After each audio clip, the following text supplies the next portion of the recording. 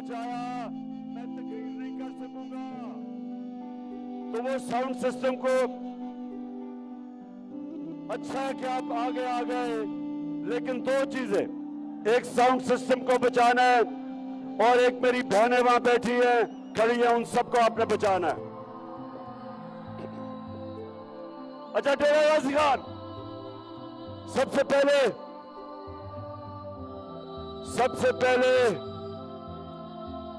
माशाअल्लाह अवाम का जो समुंदर है,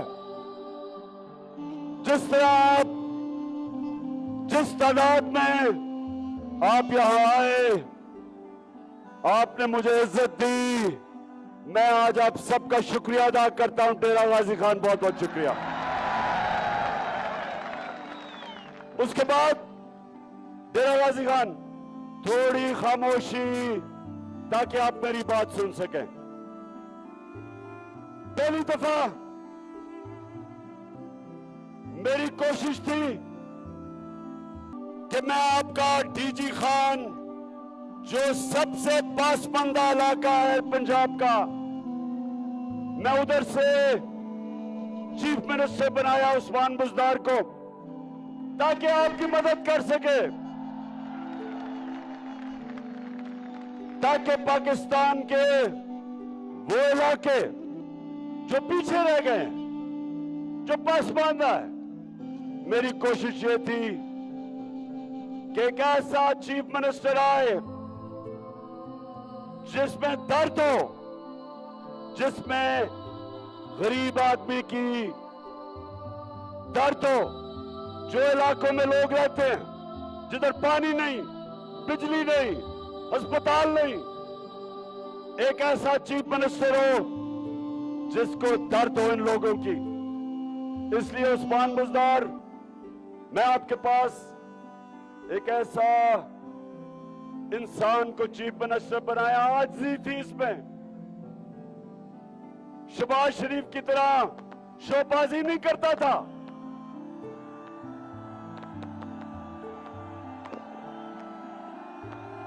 बस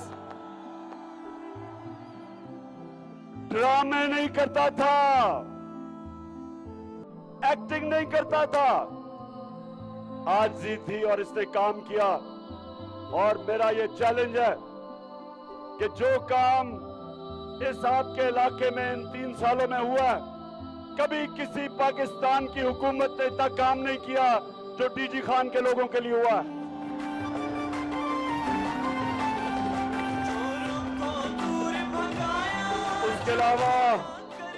उसके अलावा सुने, जो सबसे मुझे खुशी थी कि गरीब घराने में जब बीमारी होती है तो सबसे ज्यादा बेबसी, और मेरी बहनें जानती हैं कि बच्चा बीमार हो, पैसे नहीं हो इलाज करवाने के लिए, हमने हेल्थ कार्ड लेके आए, 10 लाख रुपए की हेल्थ इंश्योरेंस, कि कहीं भी किसी अस्पताल में जाके 10 लाख रुपए तक इलाज करवा सके। ये पहली दफा पाकिस्तान की तारीख में।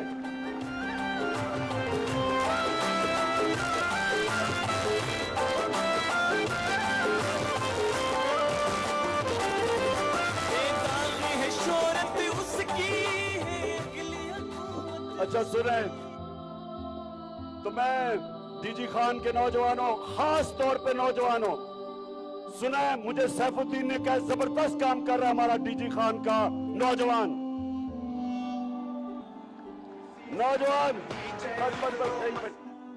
ये जो इलेक्शन है, ये पाकिस्तान के नौजवानों के लिए इलेक्शन है, ये आपके मुस्तकबिल का इलेक्शन है। मेरे नौजवानों, ये है वक्त इन चोर और डाकुओं को शिकस्त देने का, इन अमेरिका के जूते पॉलिश करने वालों को शिकस्त देने का।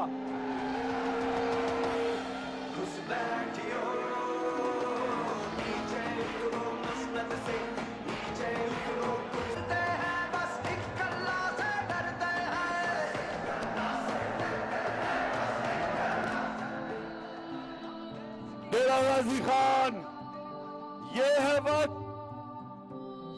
वक्त इस इंपोर्टेड हुकूमत को शिकस्त देने का। और नौजवानों, सबसे ज्यादा जिम्मेदारी आपकी है। आपने लोगों को निकालना है। मेरी बहनों, आपने घर घर जाके हमारी ख्वातीन को निकालना है। और जो औरतों की पोलिंग स्टेशन के ऊपर धांधली होती है, आपने उस धांधली को रोकना है। नौजवानों, आपने हर पोलिंग स्टेशन के ऊपर मुझे 10 दिलेर और बाशऊर नौजवान चाहिए पहरा देने के लिए।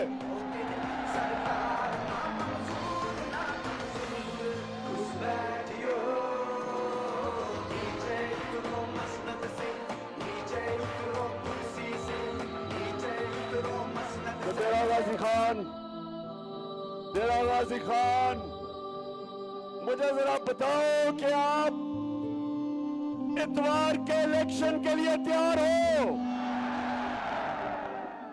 आप लोटे को शिकस्त देने के लिए तैयार हो? लोटा कौन होता है? जमीन फरोश होता है। जिधर इक्तदार उधर लोटे का मुंह। लोटा उसल खानों में होता है। और इस बारी मेरी कौम पाकिस्तान के लोगों, ये जो जमीर फरोश बिकाऊ माल जो अपने हल्के के लोगों को धोखा देते, जो मुल्क का कानून तोड़ते हैं, आइन तोड़ते हैं, इखलाकियात के खिलाफ जाते हैं अपना जमीर बेच के, ये है वक्त इनको शिकस्त देने का। और जो पैसे लेके इनको खरीदने वाला नून लीग, शहबाज शरीफ, हमने ये शहबाज शरीफ, तुम कान खोल के सुन लो। आज शहबाज शरीफ, तुमने हमेशा अंपायरों को साथ मिला के मैच खेला है और इस बारी अंपायर भी अपने साथ मिला लो। इस बारी आप मैच इंशाल्लाह नहीं जीत सकते। पहले भी शहबाज शरीफ, डीजी खान के लोगों ने तुम्हें फेंटा लगाया इलेक्शन में, पहले भी आ रहे हो और इंशाल्लाह इस बारी भी। अच्छा डीजी खान के लोगों, आज मुझे बड़ी तकलीफ हुई सुन के, सुप्रीम कोर्ट ने कहा कि तफ्तीश नहीं की गई मरासले के ऊपर। वो खत जो साइफर, जो अमरीकी डोनाल्ड लू और जो हमारा असद मजीद वॉशिंगटन में एम्बेसडर था, उसके बीच में जो गुफ्तगू हुई, आज सुप्रीम कोर्ट मुझे तकलीफ हुई। उन्होंने कहा जी कोई इन्वेस्टिगेशन नहीं हुई, बड़े अदब से। और मैं अपनी अदलिया को हमेशा बड़े अदब से मुखातिब होता हूं, क्योंकि एक मुल्क की एक मुस्तकबिल, एक आजाद, एक मजबूत अदलिया, एक ऐसे जज जो क्रेडिबल हो, उसमें होती है। तो मेरी तो तहरीक का नाम ही इंसाफ है। हमारी तो कोशिश ही इस मुल्क में इंसाफ लाने की, वो एक अच्छी अदलिया के बगैर इंसाफ नहीं मुल्क में आता। तो मैं आज सवाल पूछता हूं, कहा गया कि जी इन्वेस्टिगेशन नहीं हुई। मेरा सवाल आज ये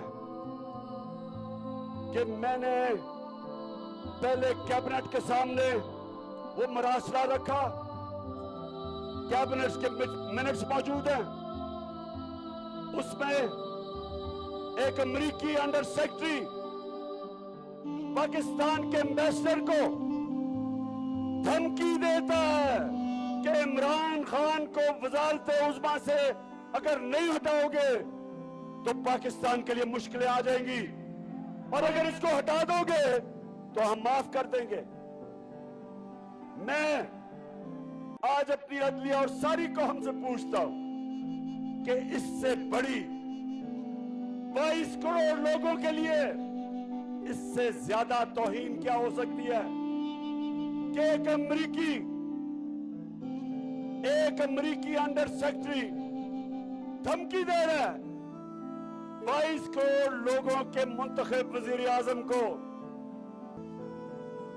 एम्बेसडर के जरिए कि जी इसको अगर नहीं हटाओगे तुम मुश्किलात होंगी पाकिस्तान के लिए। तो मेरा सबसे बड़ा सवाल यह है कि ये इमरान खान को धमकी नहीं, ये इमरान खान की तौहीन नहीं है, ये हमारी सबकी 22 करोड़ कौम की तौहीन है। और मैं उस मुरासले को लेके मैंने कैबिनेट में रखा, मैंने नेशनल सिक्योरिटी काउंसिल के सामने रखा, पार्लियामेंट के सामने रखा। हमने स्पीकर ने वो मुरासला साइफर सुप्रीम कोर्ट के चीफ जस्टिस को भिजवाया, प्रेसिडेंट ऑफ पाकिस्तान ने वो मुरासला चीफ जस्टिस को भिजवाया कि इंक्वायरी हो। तो इससे ज्यादा मैं क्या कर सकता था? हमने जो कमीशन बनाई इन्वेस्टिगेट करने के लिए, हमारी गवर्नमेंट चली गई, बंद होगी वो कमीशन। तो मैं आज सवाल पूछता हूं कि इससे ज्यादा मैं क्या कर सकता था? मेरी कौम की तौहीन। एक आदमी किसी और हुकूमत से हुक्म करता है कि अपने प्राइम मिनिस्टर को हटा दो, ये मेरी नहीं, ये सारी कौम की तौहीन है। और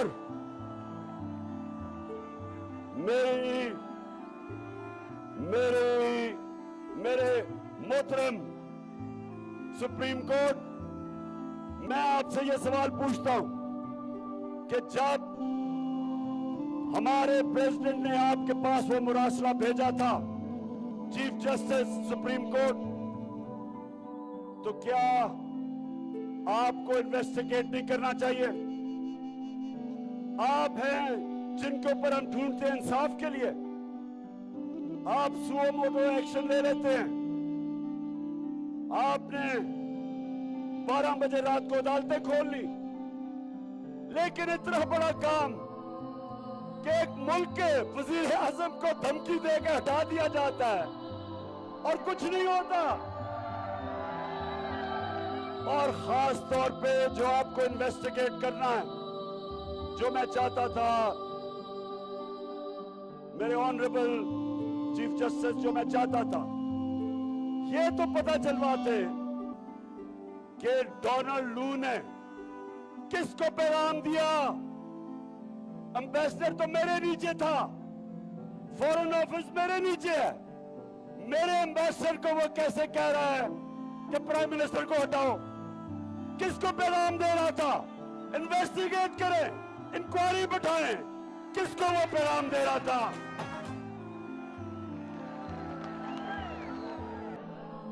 और ये इसलिए जरूरी है कि अगर आप इसके ऊपर इंक्वायरी नहीं बैठाएंगे तो कोई पाकिस्तान का प्राइम मिनिस्टर कभी आगे से जब भी अमेरिकन धमकी देंगे वो उनके सामने घुटनों पे पड़ जाएगा, स्टैंड नहीं लेगा अपने मुल्क के लिए।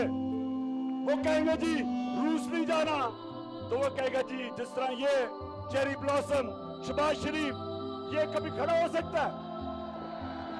जब मैं आया हूँ तो आप समझेंगे शायद ये मांग नहीं आया, मैं मांग नहीं आया, लेकिन मजबूरी है। beggars can't be choosers।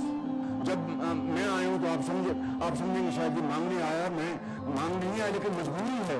जब मैं आया हूँ तो आप समझेंगे शायद ये मांग नहीं आया, मैं मांग नहीं आया, लेकिन मजबूरी है। बस अब अगर आपको इस तरह के प्राइम मिनिस्टर चाहिए,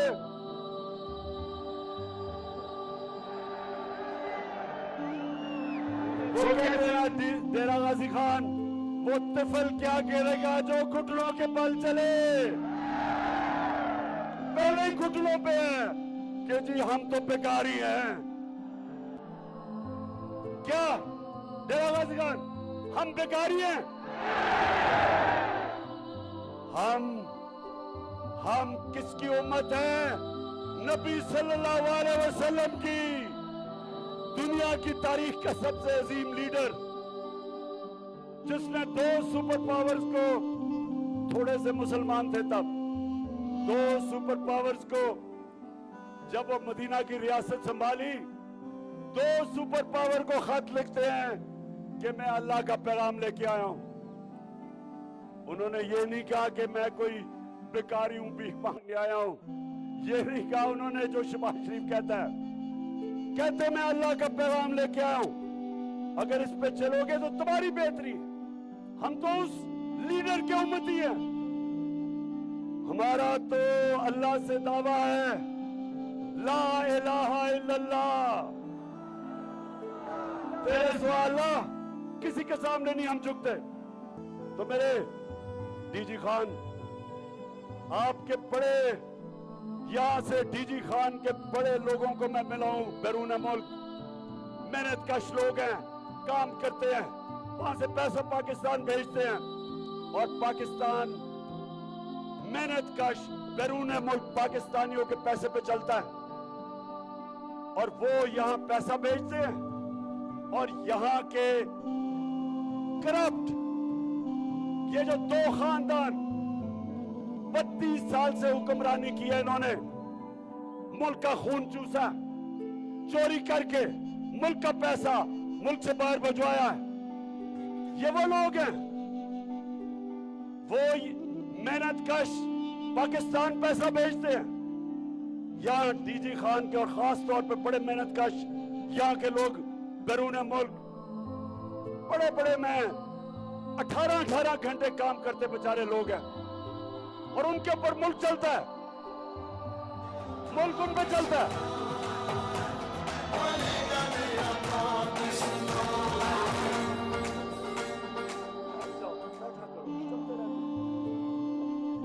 और मेरी बात सुनो डीजी खान,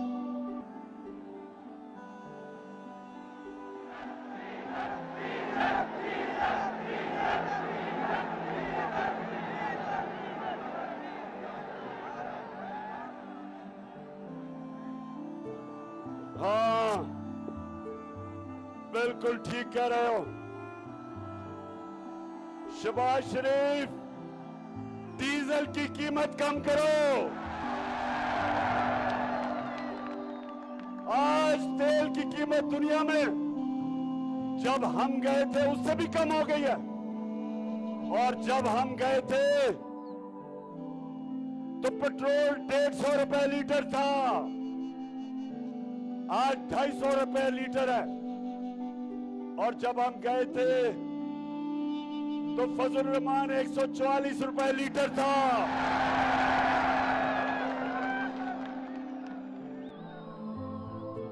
आपने 130 रुपए फजल रहमान की कीमत बढ़ा दी है।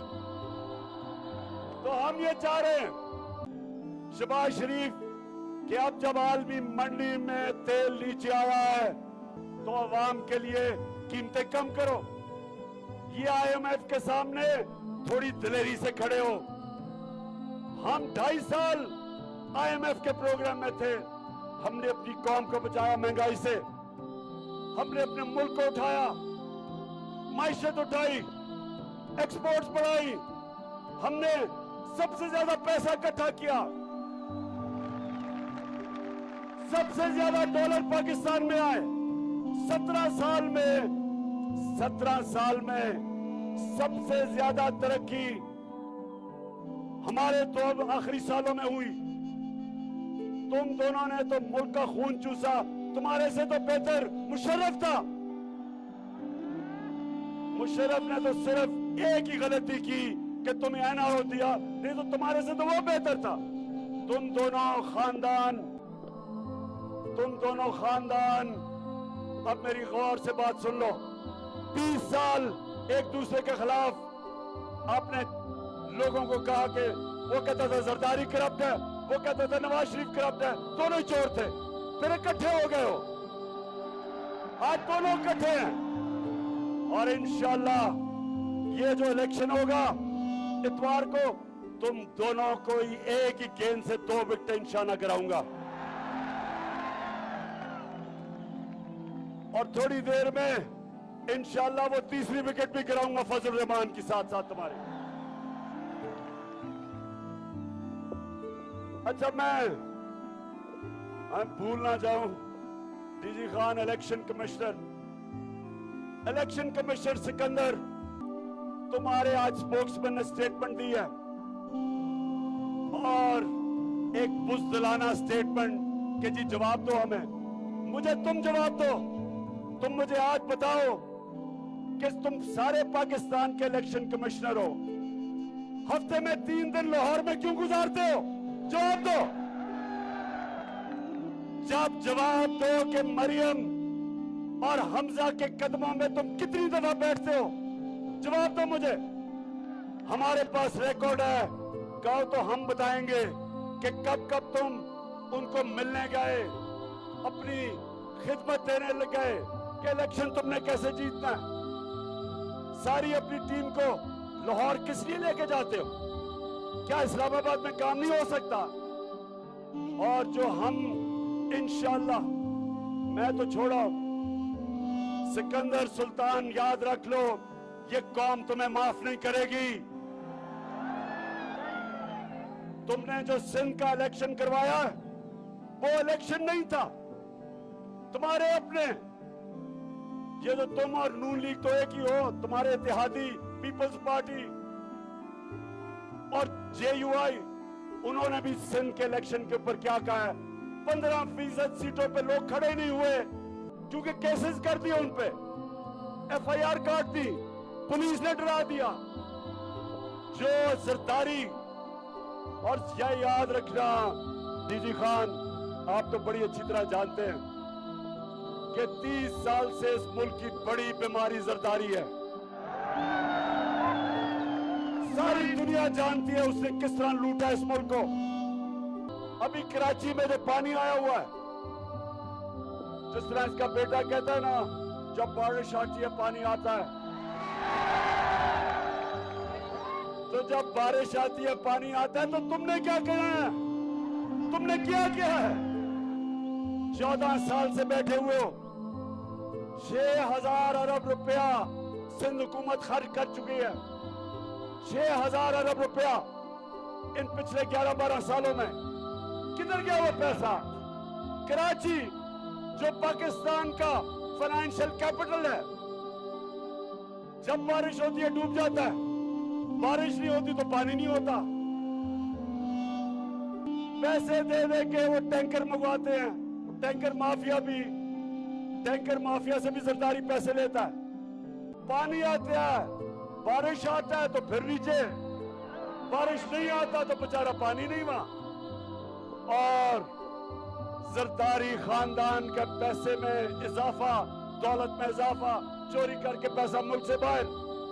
इनका मुकाबला लगा हुआ है दोनों का, इधर से शरीफ खानदान, उधर से जरदारी, चोरी कर करके मुल्क का पैसा बाहर लेके जाते हैं। और इलेक्शन कमिश्नर सिकंदर सुल्तान, ये जो तुमने एलजीए लोकल गवर्नमेंट का इलेक्शन करवाया, ये कोई इलेक्शन था? टस्का के अंदर 20 पोलिंग स्टेशन के ऊपर बेज़ाब्तियां हुई, इलेक्शन ही सारा कैंसिल कर दिया। यहां सिंध का लोकल गवर्नमेंट इलेक्शन, जिस तरह की वहां हर किस्म की धांधली हुई, और जो आपका सिंध का इलेक्शन कमिश्नर था वो क्यों नहीं बोला?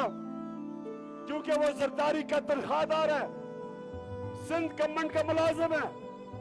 कुछ नहीं नजर आया तुम्हें? तुम्हारा तो ओथ है साफ और शफाफ इलेक्शन करवाने का, तुम्हारा तो मैंडेट है, आइन कहता है साफ और शफाफ इलेक्शन करवाओ। हर जगह जिधर जाते हैं, हर किस्म की इंतजामिया मुदाखलत कर रही है, हर जगह डरा रही है, धमका रही है हमें। किसी ना किसी तरह के लोग डर के वोट ना करें, ये चोरों को जता दें। पुलिस वहां जो अभी पिछली जगह पे लिया के अंदर डीसी, झंग के अंदर डीपीओ, वो पूरी इलेक्शन कैंपेन लड़ रहे हैं, लेकिन इलेक्शन कमीशन को नहीं पता चल रहा। और ऊपर से इनकी मदद करने के लिए मिस्टर एक्स लाहौर में बैठा है। कौन है मिस्टर एक्स? फिक्र ना करो, आपको पता चल जाएगा कौन है मिस्टर एक्स। पूरी गेम खेल रहा, हुक्म मिला हुआ है कि तुमने इन चोरों को जिताना है, और वो सिर्फ एक मिशन, और एक उसने मिस्टर वाइल मुल्तान भेजा हुआ है। सबको पता चल जाएगा, ज्यादा देर नहीं है। लेकिन डेरा गाजी खान के नौजवानों, मैं तुम्हारे से इतवार को रिजल्ट लेने आऊंगा।